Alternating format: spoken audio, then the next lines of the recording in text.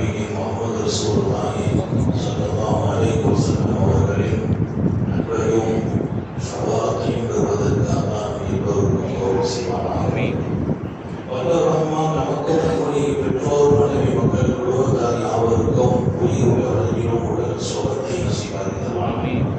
மருத்துவமனை கஷ்டம் அதன் சிரமம் செலவுகளிலிருந்து நிரந்தரமான பாதுகாப்பை நான் எல்லோருக்கும் கொடுத்தால் வான பூமியினுடைய ஆபத்துகளை விட்டோம், முசீபத்துகளை விட்டோம், கெட்ட முடிவுகளை விட்டோம், நம்மையும் நம் குடும்பத்தையும் பாதுகாத்தார்கள்.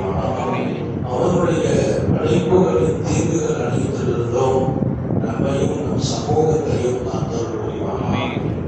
வல்ல ரஹ்மான் புனிதமான ரமலானை நமக்கு தந்திருக்கிறார். ரமலானின் ஒவ்வொரு நிமிடமும் ரொம்ப விசேஷமான நிமிடங்கள். ஒவ்வொரு நேரமும் அவன் திருப்திப்படுகிற நேரங்கள். நான் கொஞ்ச நேரம் படுத்தா கூட அல்லா சந்தோஷப்படணும், நீங்க கிடைக்கும். வேலை பார்க்கல, பிராண ஓதல, கொஞ்ச நேரம் படுக்கிறேன் நோன்பாளியாக.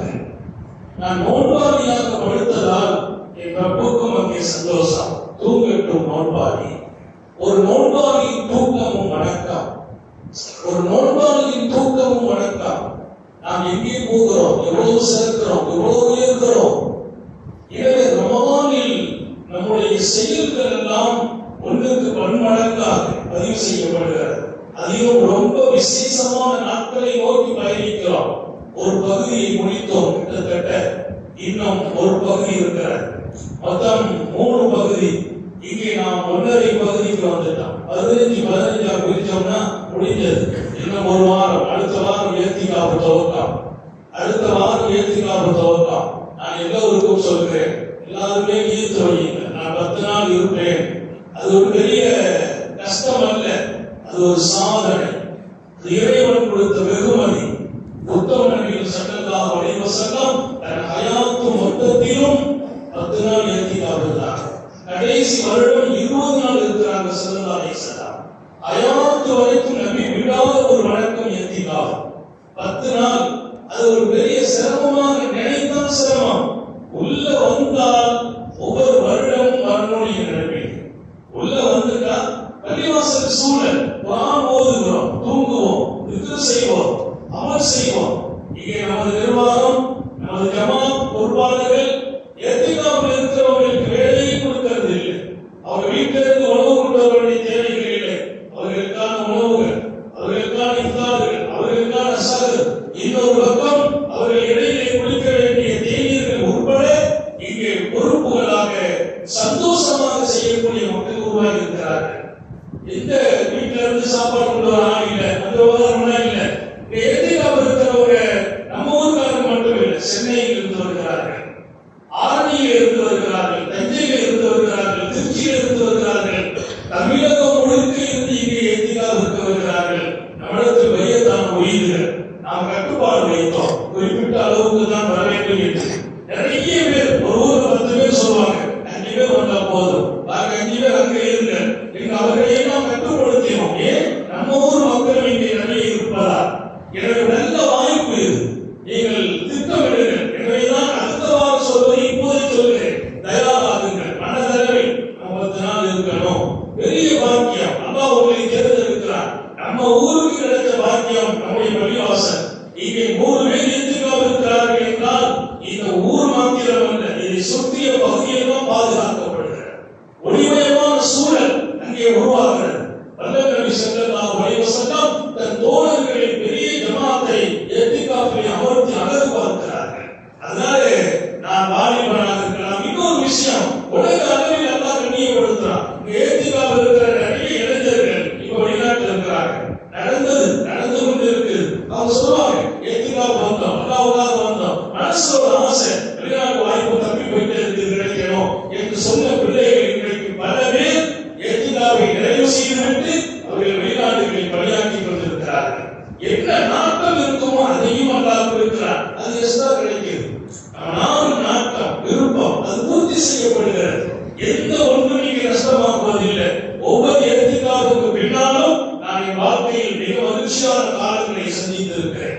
ஒவ்வொரு ஏத்திகாப்புக்கு பின்னாலும் வாழ்க்கையில் மிக மகிழ்ச்சியான காலங்களை சந்தித்திருக்கிறேன். வைத்திருக்கிறேன். ஏன் அந்த ஏத்திக்கால் நம்மை மிகப்பெரிய இறை நெருக்கத்தை நோக்கி நகர்த்திக் கொண்டே இருக்கும். வீணான பேச்சு இருக்காது, தேவையில்லாத செயல்கள் இருக்காது, அசைவுகள் கூட குறையும். நோயாளியா நலம் விசாரிக்க கூட நாம் போக கூடாது. வெளியே போய் நோயாளி நலம் விசாரிக்க போக கூடாது. பள்ளிவாசல் ஜனாசா வந்து வெளியூர்ல போகிறது இல்லை, உறவுல பிரச்சனை போறது இல்லை. எல்லாமே அல்லாஹ்வுக்கு ஒப்படைத்து விட்டு நான் தங்கும் இடமாக மஸ்ஜிதை மாற்றுகிற அந்த வாய்ப்பு எப்போது கிடைக்கும்? ரமலானின் இறுதி பத்தை விட்டார். எனவே எல்லாரும் நியத்து வையுங்கள், நான் 10 நாள் இருக்கிறேன் என்று. உங்களுக்கான ஏற்பாடுகளை செய்வதில் நாங்கள் தயார். ஏன்? நீங்கள் அல்லாஹ்வோடு வர வேண்டும். ஒரு மனிதன் தன் கோரிக்கையை கொண்டு அல்லாஹ் தரப்பே நீ நிறைவேற்றணும், அதுவரை நான் பள்ளிவாசல் இருக்கிறேன் என்பதை போல ஒரு போராட்டம் இருக்கிறார்கள் சாலிஹீன்கள்.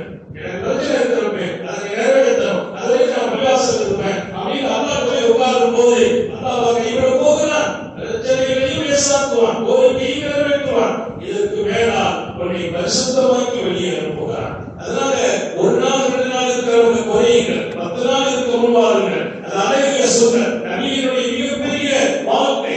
அல்லாஹ் எல்லாருக்கும் தௌஃபீக் செய்வானாக. இந்த 10 மன்னிக்கப்படுகிற நாட்கள், பாவங்களை மன்னிப்பதற்கு அல்லாஹ் காத்திருக்கிறான். நபிமார்கள் எல்லாரும் கேட்ட ஒரு துஆ இருக்கு.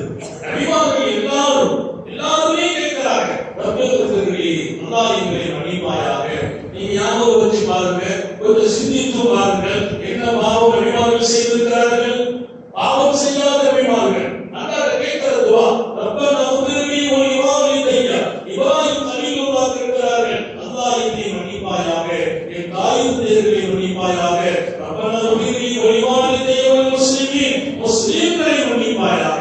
கலீலுல்லாஹ் இப்ராஹிம் அலைஹிஸ்ஸலாம் கேட்டார், என்னை மன்னிக்க வேண்டும், என் பெற்றோர்களை முஸ்லிம்களை மன்னிப்பாயாக என்று இப்ராஹிம் அலைஹிஸ்ஸலாம் துஆ கேட்கிறார். மன்னிப்பை ரசூல் ஸல்லல்லாஹு அலைஹி வஸல்லம் அல்லாஹ்வை அடிக்கடி கேட்பார்கள், ரப்பனா ரப்பில் உஃபிர்லி வர்ஹம்னி. அல்லாஹ் என்னை மன்னிப்பாயாக, என்னை இரக்கம் காட்டுவாயாக. யார்?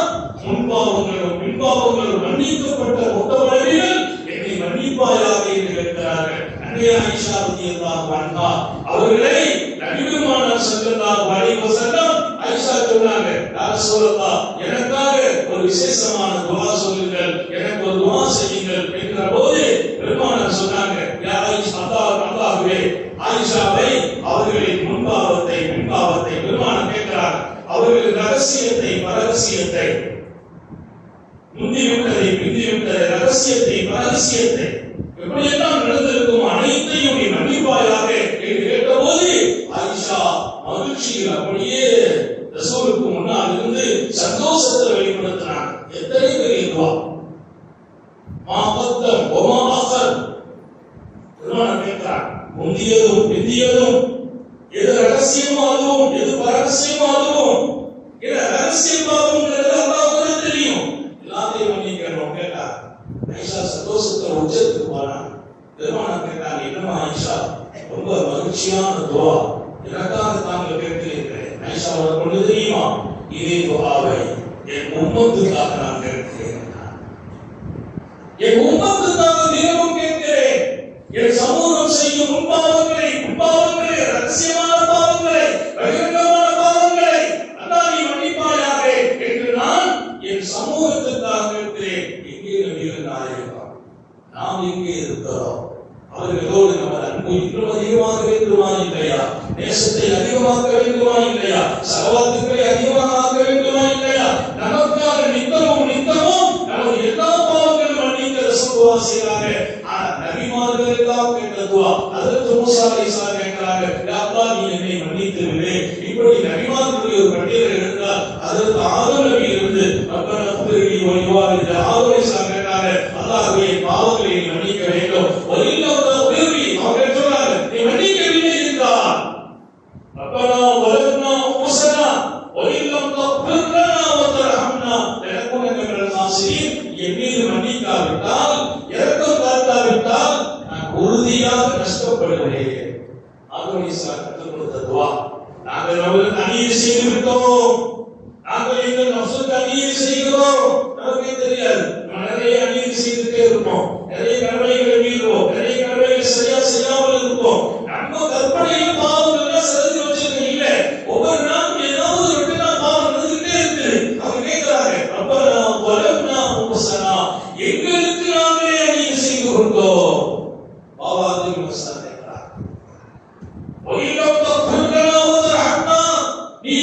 மன்னிக்காவிட்டால், எங்கள் மீது இரக்கம் காட்டாவிட்டால் எனக்கும் எங்கள் ஆசிரியர் சந்தேகமில்லை, நாங்கள் நஷ்டவாதிகள் தான். நாங்கள் நஷ்டவாதிங்கிறத அதுவரை சிலர் எப்ப சொல்றாங்க? நீ மன்னிக்கணும். அல்லாஹ்வின் மன்னிப்பு விசேஷமானது. இந்த நாட்கள் நாம் மன்னிக்கிற நாட்கள். நபிமார்களை எல்லாம் கேட்க வைத்த துஆ.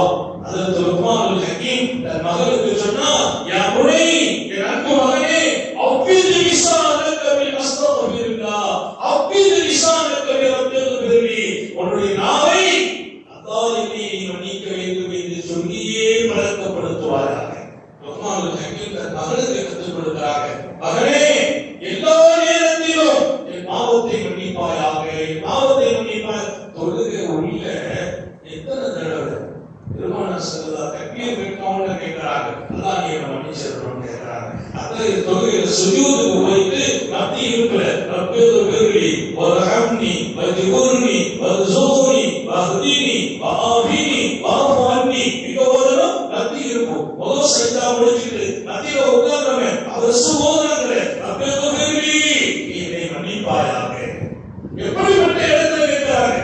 ரெண்டு சுஜூதுக்கும் இடையே உட்கார்ந்து சொல்கிறார், ரப்பில் பிர்ரி வர்ஹம்னி, என் மீது இரக்கம் காட்டு ரப்பே, வஜ்புர்னி வர்ஸுக்னி வஹ்தினி வஆஃபினி வஅஃபு அன்னி, என் பாவத்தை மன்னிக்க வேண்டும், எனக்கு ரிஸ்க் அளிக்க வேண்டும், என்னுடைய உடலை ஆரோக்கியமாக்கி தர வேண்டும், எனக்கு யாராலும் தீங்கு வராமல் நீ தடுக்க வேண்டும்.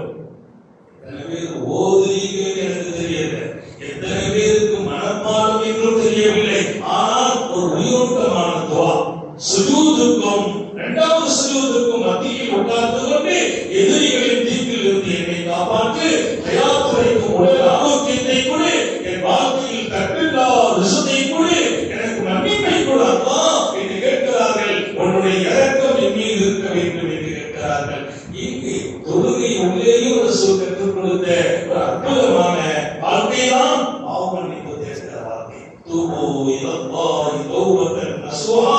விஸ்வாசிகளே, அல்லாஹ் கூப்பிடுகிறான், யா அய்யுஹல்லதீன ஆமனூ, விஸ்வாசிகளே, தூபு இலல்லாஹி தௌபத்தன் நஸூஹா, அல்லாஹ்விடத்தில் பரிசுத்தமான தௌபா செய்யுங்கள். நான் விட்டுவிட்டேன் பாவத்தை, இனி மீண்டும் பாவத்திற்கு வர மாட்டேன். தௌபான்னா என்ன? உங்களுக்கு திருமுறைன்னு அர்த்தம். திருமுறைன்னா என்ன? இனி தப்பு செய்ய போக மாட்டேன். அந்த மன உறுதி. எத்தனையோ விஷயத்துல வைராக்கியமா இருக்கிறோம், எத்தனையோ விஷயத்துல. அன்னைக்கு ஒருவர் நான் திரும்ப என் கூட இருந்து சாப்பிட்டேன். அவருக்கு நான் சொன்னேன், நல்ல பொருள் கொஞ்சம் சாப்பிடுங்க, அதற்கு நான் கட்டுப்பாடாக இருக்கிறதே இல்லை. கடைசி இருக்கவே இல்லை. அவர் ஏன்? அது ஒரு உறுதி இருக்கிறார். இதனால நம்ம உடலுக்கு ஆபத்து, ஆரோக்கியம் குறையும், அது ரொம்ப ஸ்ட்ராங்கா இருக்கிறார். நான் கேட்கிறேன், ஒரு உடல் ஆரோக்கியத்தை பேண வேண்டிய கடமை இருக்கிறது, அது ஸ்ட்ராங்கா இருக்கிறது, வரவேற்கிறேன். நான் தவறு செய்ய மாட்டேன். ஏன் ஸ்ட்ராங்கா இருக்க முடியவில்லை? என்னால் இது தவறு செய்வதற்கு இடமே இல்லை. நான் தவறு செய்ய அனுமதிக்க மாட்டேன், தவறை நோக்கி போக மாட்டேன், பாவத்தை நோக்கி போக மாட்டேன், அறாமை நோக்கி போக மாட்டேன். ஏன் உறுதி எடுக்க முடியவில்லை? இந்த 10 நாட்களும் உறுதி போட வேண்டிய நாட்கள், முடிவெடுக்க வேண்டிய நாட்கள். இனி என் லைஃபில் தவறு நடக்காது. அல்லாஹ் எல்லாருக்கும் தௌபா செய்வான். என்றைக்கு மாறுவது? அடுத்த ரமதான் நம்முடைய முடிவில் இல்லை, நம்முடைய முடிவில் இல்லை. நாம் எப்போதும் கேட்பது, ஒவ்வொரு ரமதானிலும் அடுத்த ரமதானை அடைய செய்வாயாக. இப்பவும் கேட்கிறோம், அல்லாஹ் தௌபா செய்வான். அப்படி கேட்டு கேட்டுதான் அடைஞ்சிக்கிட்டே இருக்கிறோம். என் நண்பர்கள் பல பேர் இல்லை, என்னோடு பயணித்த பல பேர் இப்போது இல்லை. கடந்த ஆண்டு என்னோடு இதே துஆவில் பங்கெடுத்த நண்பர், வெளியூரை சார்ந்தவர், இப்போது அவர் இல்லை. நான் நினைத்து பார்க்கிறேன், அவன் வாய்ப்பை தருகிறான் நமக்கு மீண்டும் ஒரு ரமதானை. நான் தயாராக வேண்டாமா? திட்டமிட வேண்டாமா? நான் உங்களுக்காக உறுதியிட்டு சொல்கிறேன், நிறைய வாழ்க்கையில் இன்னென்ன செய்யக்கூடாது என்று நான் வகுத்து வாழ்ந்துள்ளேன், வகுத்தேன். அடுத்த வருஷம் இருக்கிறோம், அடுத்த வருஷம் ஒவ்வொரு வருஷம் ஒவ்வொரு 5 வருஷம் முடிவு எடுப்பேன். இனி இந்த வாழ்க்கை இருக்கக்கூடாது, இனி இந்த இடத்துல நாம் இருக்கக்கூடாது, இனி இந்த காரியத்தில் ஈடுபடக்கூடாது. இப்படி ஒவ்வொன்றையும் நான் எடுக்காமல் யார் இருப்பது? எனக்கு நானே கட்டுப்பாடை போடாமல் யார் போடுவது? எல்லாரும் நம்மை பெரியாராக நினைக்கிறார். அல்லாஹ்வின் பார்வையில் என்னவா நாம் பெரியாராக மாற வேண்டும். அதற்கான வாழ்க்கை என்பது எனக்கு நான் ஒரு அடங்கிய கட்டுப்பாட்டை உண்டாக்க வேண்டும். குறிப்பாக பாவங்களில் இருந்து நீங்கள் மீட்சி பெறுவீர்களா? அல்லாஹ்வின் நேசம் நசீபாகும். பாவத்தை விட்டு மீள, அதுதான் பெரிய பிரச்சனை. நன்மை செய்யறவர்கள் நிறைய இருக்கிறாங்க. பாவத்தை விடுவது அவங்களாலும் முடியவில்லை. நன்மை செய்யறவங்க இருக்கிறாங்க, அவர்களாலும் பாவத்தை விட்டு வெளியே வர முடியவில்லை. நான் சொல்வேன், நன்மை செய்வதை விடவும் ஒரு பெரிய விஷயம் பாவத்தை விடுறது. அதை விட்டுட்டா பெரிய பாக்கியம். அதனாலதான் சங்கத்தால் சட்டம், நோயாளிகளை சென்று நலம் விசாரிக்கிற போது உங்களுக்காக அவர்களை துவா செய்ய சொல்லுங்கள். அவர் நோயாளி, அவர் சோகமில்லை, அவரை போய் நம்ம பார்த்தோம்னா அவர் சொல்வார் அதில் துவா செய்யுங்க. அவருக்கு ஒரு பயம் இருக்கும், நம்ம எழுந்திருப்போமா போயிடுவோமா. பெருமான் சங்கத்தால் சட்டம், அந்த நோயாளியை நீங்கள் சொல்லுங்கள், உங்களுக்கு துவா செய்யுங்க. நோயாளியா நான் பார்த்தா துவா செய்யுங்க. என்ன யாருக்கு துவா செய்வது? ஒரு பெரியவங்க சந்திச்சு உங்க சோமியில ஓதிட்டு துவா செய்யுங்க அவர் கேட்ட வார்த்தை. அதுல யாருக்கு துவா செய்வதுங்க? யாருக்கு துவா செய்வது? என்ன சொல்றாரு? நீங்க ஆரம்பிச்சா நான் நோயாளி, நான் சொன்னேன் கேட்கறது கரெக்ட், இப்ப நீங்க தான் எனக்கு துவா செய்ய இப்பதான் சொன்னாங்க. ஏன்? அவர் நோய்வாய்ப்பட்டதால் பாவங்கள் மன்னிக்கப்பட்டார். முகமது ரசூலுல்லாஹ் அவர் நோய்வாய்ப்பட்டதால் பாவங்கள் மன்னிக்கப்பட்டார். ஒருத்தருக்கு ஹார்ட் பிரச்சனை வருது, ஒரு சுகத்தை படுத்துட்டாரு, ஒருத்தருக்கு கால் எடுத்துட்டாங்க, நடக்க முடியல, அது கொஞ்சம் காய்ச்சல், கொஞ்சம் தலைவலி, கொஞ்சம் வயிற்று வலி, அவர் சோகமாக இருக்கிறார். இப்போது அந்த நோய் காரணமாக அவர் பாவங்கள் மன்னிக்கப்படும். பாவம் மன்னிக்கப்படுகிறதா? அவர் கேட்டால் அவ்வளவுதான். ஒரு துவா பவர்ஃபுல்லா இருக்கிறதுக்கு மன்னிக்கப்பட்டவருக்கு கேட்கணும்ன்றாங்க சங்கத்தார். மன்னிக்கப்பட்டவர்களாக இன்றைக்கு வாழ்பவர்கள் நோயாளிகள் என்றார்கள் சங்கத்தார். நோயாளிகள் அந்த நோயை கொடுக்கிறது ஒன்றும் கஷ்டமா இருக்கலாம். அதை கொடுத்து அவன் கொடுத்த வெகுமதி என்ன தெரியுமா? இன்னைக்கு மன்னிக்கப்படுகிறார். இனி உனக்கு கபூர்ல வேதனை இல்லை, இனி மறுமையில வேதனை இல்லை, மனுஷங்க வேதனை இல்லை, இனி நீ மன்னிக்கப்பட்டிருக்கிற, நீ கையேந்து நான் கொடுக்கிறேன். ஒரு மாசம் வீட்டுல படுத்து பார்த்தா தெரியும் அந்த படுக்கைக்கு வேதனை. ஆனா அந்த வேதனைக்கு பகவான் அப்பா கொடுக்கிற கூலி சாதாரணமானதல்ல. இவங்க காப்பான கொஞ்ச நாள் சோகம் இல்லாம இருந்துட்டாங்க, அவங்க வீட்டடக்கமா இருந்தாங்க, வெளியில போய் பழகினவங்க. நான் சொன்ன ஒரே உபதேசமும் ஒரே சுபச்செய்தியும் ஒன்றுதான், கவலையே படாதீங்க. நீங்கள் அன்று பிறந்தவராக மரணிக்கிறீர்கள். அன்று பிறந்தவராக ஏன் படுக்கையில் இருந்துட்டாங்களா அவங்க பாவம் நீக்கப்படுவார்கள். நம்ம பார்வையில யாராவது படுக்கையில வந்துட்டா ஏன் இவ்வளவு கஷ்டப்படுறாங்க, அவங்க என்ன பண்றாங்க அப்படின்னு நம்ம வித்தியாசமா யோசிக்கிறோம். பெருமானார் சொன்னாங்க, அவங்க படுக்கையில போடுற நோக்கம் அல்லாஹ் அவங்க அந்தஸ்தை உயர்த்துவதற்கு, மறுமையை விசேஷமாக்குவதற்கு. இவங்களை கொண்டு போய் மறுமையை தண்டிக்க கூடாது. இவங்க என்ன உலகத்தில் நல்ல நல்ல காரியங்கள் செய்திருக்கிறாங்க, சில தவறுகளை செய்திருப்பாங்க. இவங்க மறுமையில உயர்ந்த இடத்துல வைக்கணும். துன்யாவுக்கு கஷ்டப்படுத்தி மோதாங்க. கஷ்டத்துக்கு பின்னாலே நடக்கிற மரணம் ஒன்றும் இழிவான மரணம் அல்ல. படுக்கையில் இருந்து மரணிப்பவர் ஒன்றும் கேவலமானவர் அல்ல. தெளிவாக சொன்னால் அவர் மன்னிக்கப்பட்டவராக மரணிக்கிறார். அவர்கள் போய் உங்களுக்காக துஆ செய்ய சொல்லுங்கள் என்று சொன்னவர்கள் நபிகள் நாயகம் ஸல்லல்லாஹு அலைஹி வஸல்லம். எனவே பாவ மன்னிப்பு என்பது அல்லாஹ் இடத்தில் கேட்கிற இடத்துல நம்ம இருக்கிறோம். இப்போ அவர் மன்னிக்கிற இடத்துல இருக்கிறோம். இந்த 10 நாள் ஒரு விசேஷம். நீ மன்னிப்பு கேட்கிற, மன்னிப்பு கொடுக்கிறேன், டெய்லி மன்னிக்கிறான், இரவு மன்னிக்கிறான், பகல் மன்னிக்கிறான். இந்த நாட்கள் அல்லாஹ் மஃபுரனா துனூபனா யா கஃபார், எங்கள் பாவங்களை எல்லாம் மன்னிப்பவனே மன்னித்து விடு என்று கேட்கிறோம். அந்த ஒரு பெரிய வார்த்தையும். அதனால யாரும் மன்னிப்பு கேட்கறதுக்கு மிஸ் பண்ணிடாதீங்க. நமக்கு என்ன பாவம் இருக்குது, நம்ம என்ன செஞ்சு நிறைய பேருக்கு அப்படி ஒரு உணர்வு, நம்ம என்ன தப்பு பண்ணிடாது அப்படிலாம் இல்லை. பாவம் மன்னிப்பு கேட்கறதுங்கிறது பாவியில் கேட்பதல்ல என்பதால் தான் நான் நிகழ்ச்சியை பயானை துவக்கினேன். நபிமார்கள் எல்லோரும் பாவ மன்னிப்பு கேட்டார்கள். அது பாவிகள் கேட்பதல்ல, இது எல்லாரும் கேட்பது. மன்னிப்பு யாருக்கு? பாவம் செய்தவர்களுக்கு மன்னிப்பு கிடைக்கிறது, பாவம் செய்யாதவர்கள் அந்தஸ்து வைக்கப்படுகிறது. இதற்கெல்லாம் மேலால் பாவ மன்னிப்பு நீ கேட்டால் ஒரு ரிஸ்க் விசாலமாக்கப்படும் என்றான் அல்லாஹ் திருக்குர்ஆனில். மன்னிச்சு சொன்னா அதுக்கு பகரமா அவனுக்கு ரிஸ்க் கொடுப்பான். யாருக்கு குழந்தைகள் இல்லையோ, குழந்தை தாமதமாகுதோ, பிள்ளை பிறகு லேட் ஆகுது, குழந்தை கல்யாணம் ஆகி வருஷமாச்சு, அஸ்தக்ஃபிருல்லாஹ் சொல்லிட்டே இருக்கணும். அல்ஹம்துலில்லாஹ் சீக்கிரமாக கருவறைக்கும் இருக்கிறார். பாவத்தை மன்னிச்சுன்னு சொன்னா குழந்தை நசீபாகும். வறுமை கோட்டில் இருக்கிறீர்களா, அஸ்தக்ஃபிருல்லாஹ் பாவத்தை மன்னித்து விடு என்று சொல்லுங்கள். உங்கள் வறுமை நீங்கும்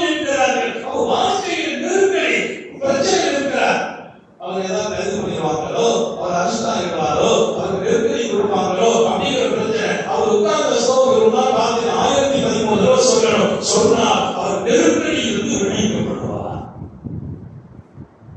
அரசு கூட அதற்கு சாதகமாக அமையும். 1013 தடவை அஸ்தக்ஃபிருல்லாஹ் ஓதுவாரா, அவர் மிகப்பெரிய நெருக்கடி அவருக்கு இருக்கிறது. இதை ஓதுனா நெருக்கடி வெளியே பண்ணிடுவாங்க.